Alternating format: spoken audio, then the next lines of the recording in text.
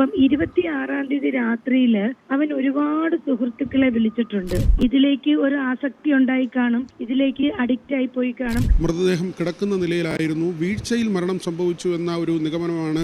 Hello guys, പുതിയൊരു വീഡിയോയിലേക്ക് എല്ലാവർക്കും സ്വാഗതം. കഴിഞ്ഞ ദിവസം ഹോട്ടൽ മുറിയിൽ മരണപ്പെട്ട സീരിയൽ ആക്ടർ ദിലീപ് ശങ്കർ, പുള്ളിയുടെ മരണവുമായി ബന്ധപ്പെട്ട് ഇപ്പോൾ ഒരു അപ്ഡേറ്റ് വന്നിട്ടുണ്ട്. അത് ആത്മഹത്യ അല്ല എന്ന് സ്ഥിരീകരിച്ചിട്ടുണ്ട്. നമുക്ക് എന്തായാലും ആ ന്യൂസ് ഒന്ന് കണ്ടുവെക്കാം ഗൈസ്.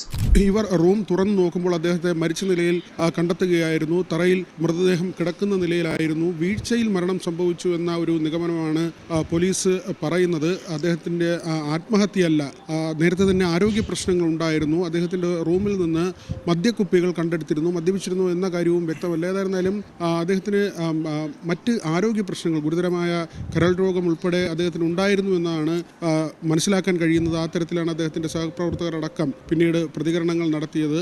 ഒറ്റയ്ക്കായിരുന്നു അദ്ദേഹം താമസിച്ചിരുന്നത്. പ്രാഥമികമായ പോസ്റ്റ്മോർട്ടം റിപ്പോർട്ടാണ്. ആന്തരിക അവയവങ്ങൾ രാസപരിശോധനയ്ക്ക് അയച്ചിട്ടുണ്ട്. കൂടുതൽ വിശദമായ പരിശോധനകൾ നടക്കേണ്ടതുണ്ട്. പക്ഷേ മറ്റേതെങ്കിലും ദുരൂഹത ഈ മരണത്തിന് പിന്നിലില്ല എന്ന ഒരു കാര്യമാണ് പോലീസ് ഇപ്പോൾ പറയുന്നത് കേട്ടോ.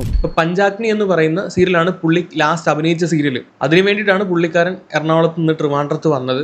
ആരോമ എന്ന് പറയുന്ന ട്രിവാൻഡ്രത്തുള്ള ഹോട്ടലിലാണ് സ്റ്റേ ചെയ്തത്. 2 ദിവസത്തിന് ശേഷം പുള്ളിയെ കാണാതെ വന്നപ്പോഴാണ് ഈ സീരിയലിന്റെ ഒരു കൺട്രോളർ തിരക്കി വരികയും അപ്പോഴാണ് ഈ റൂമിൽ നിന്ന് ഒരു ദുർഗന്ധം വമിക്കുന്നതായിട്ട് കണ്ടുപിടിച്ചത്. അങ്ങനെയാണ് പോലീസ് വന്ന് റൂം തുറന്ന് നോക്കുന്ന സമയത്ത് ഇദ്ദേഹം മരണപ്പെട്ട് കിടക്കുന്നത് കാണുന്നത്. സോ അതിനെപ്പറ്റിയാണ് ഈ പറയുന്നത്. പുള്ളിയുടെ തലയ്ക്ക് പുറകിൽ ഒരു ക്ഷതമേറ്റിട്ടുണ്ടായിരുന്നു. അതുപോലെ തന്നെ മദ്യക്കുപ്പികളും ആ റൂമിൽ നിന്ന് കണ്ടെത്തിയിട്ടുണ്ട്. പ്രാഥമിക അന്വേഷണത്തിൽ ഇതിന്റെ പുറകിൽ വലിയ ദുരൂഹതകളൊന്നും ഇല്ലെന്ന് തന്നെയാണ് പറയുന്നത്. സഹപ്രവർത്തകരാണെങ്കിലും എല്ലാവരും പറയുന്നുണ്ട് ഇദ്ദേഹത്തിന് കരൾ രോഗം, അത്യാവശ്യം നല്ല രീതിയിൽ നല്ല സിവിയർ ആയിട്ടുള്ള കരൾ രോഗം ഉണ്ടായിരുന്നു എന്ന്. അന്നേരം കരൾ രോഗം എങ്ങനെയാണ് ഉണ്ടാകുന്നതെന്ന് ഇപ്പം ആ ഒരു സിനാരിയോയിൽ നിന്ന് തന്നെ മനസ്സിലായിട്ടുണ്ടല്ലോ. റൂമിൽ മദ്യക്കുപ്പികൾ കിട്ടിയിട്ടുണ്ട്. സോ പുള്ളി നല്ല ആൽക്കഹോളിക് ആയിരിക്കണം. ഷൂട്ടിംഗ് ഇല്ലാത്ത സമയത്ത് റൂം അടച്ചിരുന്ന് ഇതുപോലെ മദ്യപിക്കുന്ന സമയത്ത് ബോധം കെടുകയോ അല്ലെങ്കിൽ ശാരീരികമായി എന്തെങ്കിലും ഒരു തളർച്ച വല്ലതും ഫീൽ ചെയ്ത് മറിഞ്ഞ് വീണപ്പം തല എവിടെങ്കിലും പോയി ഇടിച്ച് അങ്ങനെ എന്തെങ്കിലും പറ്റിയതായിരിക്കണം ആ തലയ്ക്ക് പിന്നിലുള്ള മുറിവ്. അല്ലെങ്കിൽ മുറിവെന്നല്ല, ആ ക്ഷതമേറ്റിട്ടുണ്ടെന്നാണ് പറയുന്നത്. മേ ബി അതാവാം മരണകാരണം. അത്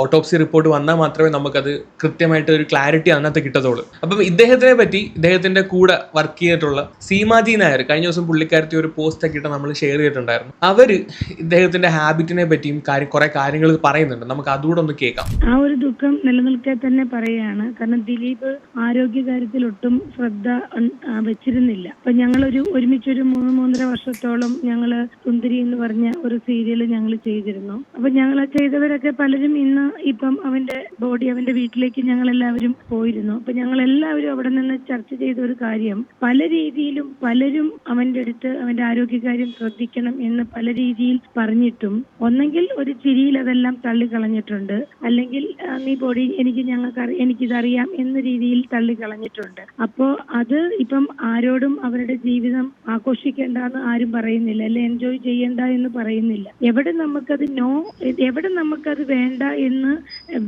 വെക്കാൻ പറ്റണം. എവിടെ നമുക്കത് വേണ്ട എന്ന് വെക്കുന്നിടത്ത് അത് വേണ്ടാന്ന് തന്നെ വെക്കാൻ പറ്റണം. അല്ലാതെ വേണ്ടാന്ന് വെക്കാൻ മനസ്സ് പറയുമ്പോഴും വീണ്ടും അത് ഒരു വശത്തൂടെ തുടർന്ന് കൊണ്ടുപോയിക്കൊണ്ടിരിക്കുന്നതിൽ അർത്ഥമില്ല.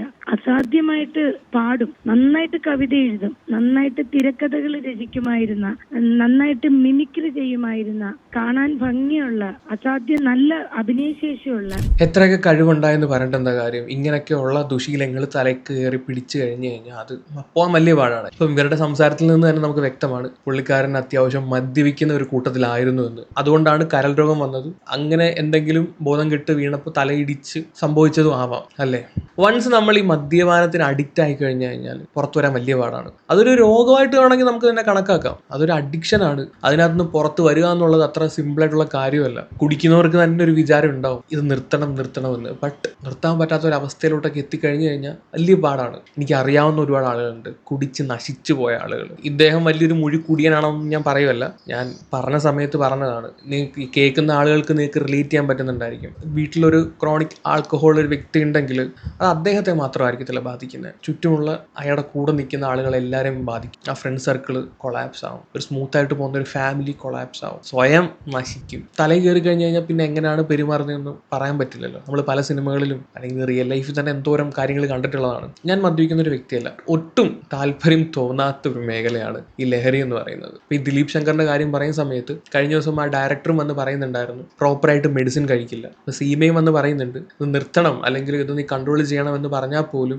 അത് തിരിച്ചു തള്ളുന്ന ഒരു ടൈപ്പ് ഓഫ് വ്യക്തി ആയിരുന്നു അദ്ദേഹം. ഇനി ഇദ്ദേഹത്തിന്റെ ഫാമിലി ലൈഫിനെ പറ്റി പറയുന്നുണ്ട്, നമുക്ക് അതുകൂടെ ഒന്ന് കേൾക്കാം. എന്തെങ്കിലും വേദന, വിഷമങ്ങള്, ബുദ്ധിമുട്ടുകൾ അദ്ദേഹത്തെ അലട്ടിയിരുന്നു? എനിക്കല്ല, നമ്മുടെ അറിവിൽ നല്ലൊരു ഫാമിലി ആയിട്ട് ആണ് എനിക്ക് അദ്ദേഹത്തിന്റെ ഫാമിലി. ഇപ്പൊ വെറുതെ ഒരു നടൻ എന്നുള്ള രീതിയിലൊന്നും അല്ല അദ്ദേഹത്തെ ഞങ്ങൾ അറിഞ്ഞിരുന്നത്. കാരണം എനിക്ക് വർഷങ്ങളായിട്ട് എന്റെ ഫാമിലിയിലൂടെ തന്നെ എനിക്ക് അദ്ദേഹത്തെ, ദിലീപിനെ അറിയായിരുന്നു. ഏറ്റവും അടുത്ത ബന്ധമുള്ള ഒരു വർഷങ്ങളുടെ പഴക്കമുള്ള ബന്ധമാണ് ഞങ്ങളുടേത്. അപ്പൊ ഫാമിലിയിലൊന്നും ഒരു ഇഷ്യൂ ഉള്ളതായിട്ടൊന്നും ഞങ്ങൾക്ക് അറിവില്ല, അങ്ങനെ ഞങ്ങൾ കേട്ടിട്ട് പോലുമില്ല. കാരണം നല്ല ഫാമിലിയാണ്, നല്ലൊരു ഭാര്യ, 2 കുഞ്ഞുങ്ങൾ അടങ്ങുന്ന അത്യാവശ്യം അറിയപ്പെടുന്ന ഒരു ഫാമിലി തന്നെയാണ് അവന്റെ. അപ്പൊ ഫാമിലി പ്രോബ്ലം ഒന്നും ഉള്ളതായിട്ടൊന്നും ഞങ്ങൾക്ക് അറിവില്ല. കാരണം ഞങ്ങൾ അഭിനയിച്ചപ്പോഴും ഞങ്ങൾ ഒരുമിച്ച് എന്താ പറയുന്നത് വർക്ക് ചെയ്തുകൊണ്ടിരുന്നപ്പോഴൊന്നും അങ്ങനെ എന്തെങ്കിലും പ്രശ്നമുണ്ടെങ്കിൽ ഞങ്ങൾ ഇതൊക്കെ അറിയേണ്ടതാണ്. അങ്ങനെ ഞങ്ങൾ അറിഞ്ഞിട്ടില്ല. അപ്പം ജീവിതം ചിലപ്പം ഇതിലേക്ക് ഒരു ആസക്തി ഉണ്ടായി കാണും, ഇതിലേക്ക് അഡിക്റ്റ് ആയി പോയി കാണും. അത് തന്നെയാണ് ഞാൻ നിങ്ങളോട് നേരത്തെ പറഞ്ഞത്. ഓക്കെ, അന്നേരം സീമ പറയുന്നത് വെച്ചിട്ട് അവർക്ക് ഫാമിലി പരമായിട്ട് വേറെ ഇഷ്യൂസ് ഒന്നുമില്ല. ഭാര്യയുടെ പേര് സുമേന്നാണ്. എനിക്കൊന്ന് ഇവർക്കൊരു ബിസിനസ് ഒക്കെ ഉണ്ട്, പാക്ഡ് ഫുഡ് അങ്ങനെ സംതിങ് എന്തോ കൈൻഡ് ഓഫ് ബിസിനസ് ആണ്. അതുപോലെ തന്നെ ഒരു മകളുണ്ട്, ഒരു മോനും ഉണ്ടെന്ന് തോന്നുന്നു. മകൾ എന്തോ ബാംഗ്ലൂരിൽ വർക്ക് ചെയ്യുകയാണ്. അപ്പൊ ഇവർ തന്നെ പറയുന്നുണ്ട് ഒരുപാട് വർഷങ്ങളായിട്ട് അറിയാവുന്നതാണ്, അടുത്തറിയാവുന്ന ഫാമിലിയാണ്, അവർക്ക് പ്രശ്നങ്ങളൊന്നുമില്ല. ഇതിനകത്ത് സീമ സ്ട്രെസ് ചെയ്ത് പറയുന്ന കാര്യം ഈ ഒരു ഹാബിറ്റിനെ പറ്റിയാണ്. ഇപ്പൊ ഈ ഒരു ആൽക്കഹോളിക് ഹാബിറ്റിനെ പറ്റി തന്നെയാണ്. അന്നേരം അത് തന്നെ ആവാം മെയിൻ കാരണം. അതൊരു തരത്തിൽ അല്ലെങ്കിൽ മറ്റൊരു തരത്തിൽ റീസൺ ആയതാവാം. ഈ കരൾ രോഗമൊക്കെ വന്നിട്ട് അങ്ങ് ഒരു എക്സ്ട്രീം കണ്ടീഷനിലോട്ടൊക്കെ വന്നു കഴിഞ്ഞാൽ നമ്മുടെ ശരീരം തന്നെ കംപ്ലീറ്റ് ആയിട്ട് മാറും. ഇടയ്ക്ക് ഒരു സലീം കുമാറിന്റെ ഒക്കെ ഉണ്ടായ ഒരു മാറ്റം നിങ്ങൾ ശ്രദ്ധിച്ചിട്ടുണ്ടോ എന്ന് അറിയത്തില്ല. പുള്ളി അത്യാവശ്യം നല്ലൊരു വണ്ണമൊക്കെ ആയിട്ടിരുന്നിട്ട് പിന്നെ പെട്ടെന്നാണ് പുള്ളിക്ക് ഇത് കഴുത്തും എല്ലാം അങ്ങ് ഇവിടെ അങ്ങ് ഫുള്ള് കംപ്ലീറ്റ് അങ്ങ് ഒരു വേറൊരു രീതിയിലോട്ട് പുള്ളി മാറിയത്. ഏകദേശം അതിന് സിമിലർ ആയിട്ടുള്ള ഒരു മാറ്റമൊക്കെ ഈ ഭയങ്കര എക്സ്ട്രീം കരൾ രോഗമുള്ളവർക്ക് വരാറുണ്ട്. സോ അങ്ങനെ ഒരു മാറ്റമൊന്നും ഇദ്ദേഹത്തിന്റെ കേസിൽ ഞാൻ ഇദ്ദേഹത്തിന്റെ രൂപത്തിലൊന്നും കണ്ടിട്ടില്ല. പുള്ളി വലിയ തിരക്കേടില്ലാത്ത രീതിയിൽ അത്യാവശ്യം ഫിറ്റായിട്ട് തന്നെയാണ് എനിക്ക് ഫീൽ ചെയ്തിട്ടുള്ളത്. പിള്ളേരുടെ കൂടെ റീൽസ് എടുക്കുകയും അത്യാവശ്യം ഫണ്ണായിട്ട് തന്നെ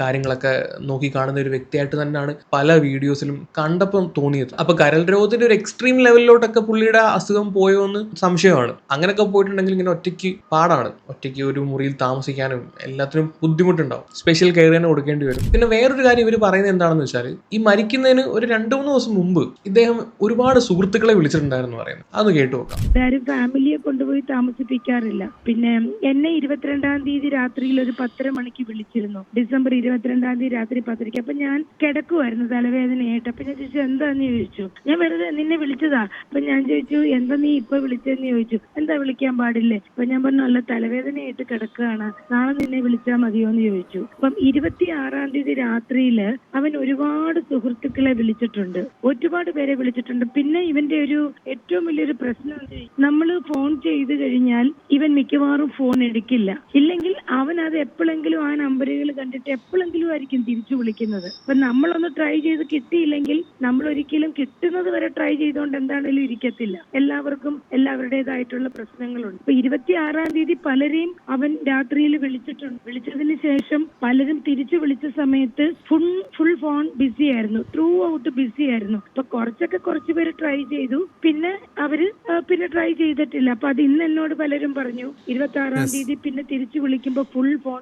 ഒന്ന് ആലോചിച്ച് നോക്കണേ, ഇത്രയും ഇവർ തന്നെ പറയുന്നുണ്ട് 25-26 ഒരുപാട് പേരെ വിളിച്ചിട്ടുണ്ട്. അതിനുശേഷം 2 ദിവസം മരിച്ചു കിടന്നിട്ട് ആരും തിരക്കിയില്ല. അതാണ് എന്നെ ഏറ്റവും കൂടുതൽ അതിശയിപ്പിക്കുന്ന കാര്യം. എനിക്ക് തോന്നുന്നു നമ്മുടെ ഹാബിറ്റിന്റെ പ്രശ്നമാണത്. ഇപ്പം എന്നെ വിളിച്ചാൽ ഫോൺ എടുക്കില്ല എന്നുള്ളൊരു വെപ്പ് ഞാൻ തന്നെ എൻ്റെ ഫ്രണ്ട്സിൻ്റെ ഇടയിൽ ഉണ്ടാക്കി വെച്ചിട്ടുണ്ട്. അപ്പൊ പിന്നെ ഞാൻ എവിടെയെങ്കിലും ചത്ത് കിടന്നാൽ പോലും ഓക്കെ അവര് വിചാരിക്കുന്നത് ഇതായിരിക്കും, ഓ അവനെ വിളിച്ചാൽ അല്ലെങ്കിൽ അവൻ അങ്ങനെയാണ്, അവൻ എടുക്കില്ല, ഫോൺ എടുക്കില്ല, അവൻ എപ്പോഴെങ്കിലുമൊക്കെ വിളിക്കട്ട് എന്നൊരു മൈൻഡ് സെറ്റിൽ അവർ നിൽക്കത്തുള്ളൂ. സോ ആ ഒരു സെയിം സാധനം തന്നെ ആയിരിക്കണം ഈ പറയുന്ന ഈ ദിലീപിന്റെ ഫാമിലിയുടെ കാര്യത്തിലും ഫ്രണ്ട്സിന്റെ കാര്യത്തിലും സംഭവിച്ചത്. അതുകൊണ്ടായിരിക്കണം ആരും പുള്ളിയെ തിരക്കി വരാതിരുന്നത്. 2 ദിവസമായി ആലോചിച്ച് നോക്കണേ. ഡീകമ്പോസ്ഡ് ആയി ദുർഗന്ധം പുറത്തോട്ട് വന്ന സമയത്താണ് പുള്ളി അകത്തുള്ള വിവരവും പുള്ളി മരിച്ചു കിടക്കുകയാണ് അല്ലെങ്കിൽ ഈ ഒരു അവസ്ഥയിലാണെന്ന് മനസ്സിലായത്. സോ എല്ലാവരും ഫോണൊക്കെ അടുത്ത് വെക്കണം കേട്ടോ. സോ ഇന്നലെ വരെ എൻ്റെ ഫോൺ ഭയങ്കര സൈലൻറ്റിലായിരുന്നു, ആരെങ്കിലും വിളിച്ചാൽ അറിയത്തില്ല. വർഷങ്ങളായിട്ട് ഈ സാധനം സൈലൻറ്റിലാണ്. ഞാൻ റിങ്ങിലോ വൈബ്രേഷനിലോ ഇടാറില്ല. ഇപ്പം ഞാൻ എൻ്റെ ഫോൺ സൈലൻറ്റിൽ നിന്ന് മാറ്റി റിംഗ് മോഡിലാക്കിയിട്ടുണ്ട്. ആരെങ്കിലുമൊക്കെ വിളിച്ചു കഴിഞ്ഞാൽ എടുക്കണമല്ലോ, അതുകൊണ്ട് നമ്മളൊന്നും ആരും വിളിക്കാറില്ല, അത് വേറെ കാര്യം. സോ ഇദ്ദേഹത്തിൻ്റെ മരണത്തിൽ പ്രത്യേകിച്ച് ദുരൂഹതകളൊന്നുമില്ല. ഇത് ഒരു അൺഫോർച്ചുനേറ്റ് ഡെത്ത് എന്ന് വേണമെങ്കിൽ തന്നെ പറയാം. ഈ പറഞ്ഞ പോലെ തന്നെ സംഭവിച്ചതായിരിക്കാം. മദ്യപിച്ചിട്ട് മറിഞ്ഞ് വീഴുകയെല്ലാം ചെയ്തപ്പോൾ തലയിടിച്ചിട്ട് ആ ഒരു ക്ഷതത്തിൽ നിന്ന് വല്ലതും സംഭവിച്ചതാവാം ഈ ഒരു ഡെത്ത്. എന്താണെങ്കിലും ഓട്ടോപ്സി റിപ്പോർട്ട് വരട്ടെ, അന്നേരം അതിൻ്റെ ഒരു പ്രോപ്പർ റീസൺ എന്താണെന്ന് മനസ്സിലാവും. കരൾ സംബന്ധമായ രോഗം കാരണമാണോ അതോ മറിഞ്ഞ് വീണപ്പം ഉണ്ടായ ക്ഷതത്തിൽ നിന്നാണോ മരണം സംഭവിച്ചതെന്നൊക്കെ വരുമ്പം അറിയാൻ പറ്റുമെന്ന് വിചാരിക്കുന്നു. സോ അത്രേ ഉള്ളൂ. നമുക്ക് ഈ ഒരു സാധനം ഇവിടെ ക്ലോസ് ചെയ്യാം. കൂടുതലൊന്നും പറയാനില്ല. അപ്പം വേറൊരു വീഡിയോ ആയിട്ട് വരാം. ശരി.